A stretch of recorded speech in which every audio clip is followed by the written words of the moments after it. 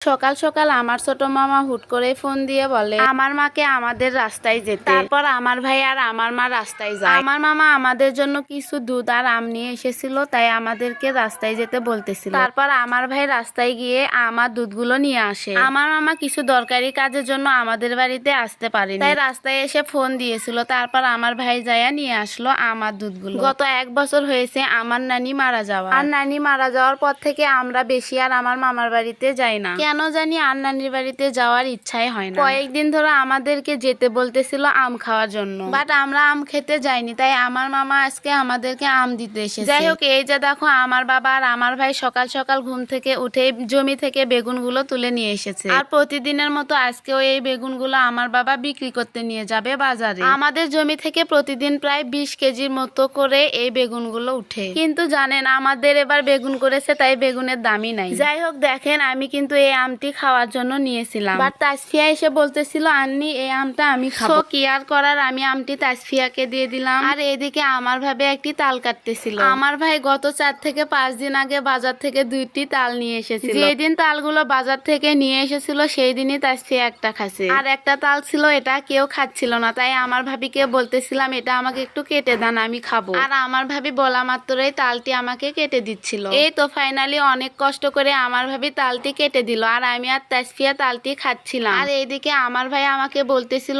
আমগুলো মাখিয়ে দিতে, বাট আমি আমগুলো কোটার ভয়ে আমার ভাবি বলতেছিলাম আমগুলো আপনিই মাখিয়ে দেন। তারপর আমার ভাবি আমগুলো মাখতেছিল, আর আমার ভাবির সাথে কিন্তু আমিও হেল্প করতেছিলাম। আর আমার মামা যে আমগুলো দিয়ে গেছিল সেই আমগুলো বেশিরভাগই পাকা ছিল, তাই যে আমগুলো একটু কম পেকেছে সেই আমগুলোই আমি বাছিয়ে দিলাম আমার ভাবিকে। এই তো আমার ভাবি আমগুলো ছিলে নিচ্ছিল। আমার ভাই আমাকে দিয়ে আম মাখিয়ে খেতে চাইছিল, বাট আমি আমার ভাবিকে দিয়ে আমগুলো মাখাইলাম। যাই হোক, আমার উচিত ছিল আমগুলো মাখিয়ে আমার ভাইকে খাওয়ানো, বাট আমি কিন্তু এত সুন্দর করে আমগুলো কাটতে পারি না। তার মধ্যে এই পাকা আম আমি আরো কাটতে পারবো না। যাই হোক, এইরকম পাকা আম মাখিয়ে খাওয়ার টেস্টি কিন্তু অন্যরকম। ফাইনালি আমার ভাবির আম কাটাও শেষ। তারপর আমগুলোর মধ্যে আমার ভাবি স্বাদ মতো শুকনা মরিচ আর লবণ দিয়ে দিল। আর শুকনা মরিচ দিয়ে আম মাখিয়ে খাওয়ার টেস্টি কিন্তু অন্যরকম। আজকে আমাদের বাড়িতে কোনো সরিষার তেলই ছিল না, তাই আমার ভাবি বলতেছিল তেল ছাড়া কিভাবে তুমি আম মাখা খাবা। তারপর কি আর করার, আমি সয়াবিন তেল দিয়ে আমগুলো মাখিয়ে নিলাম। আর সয়াবিন তেল দিয়ে আম মাখা খেতে যে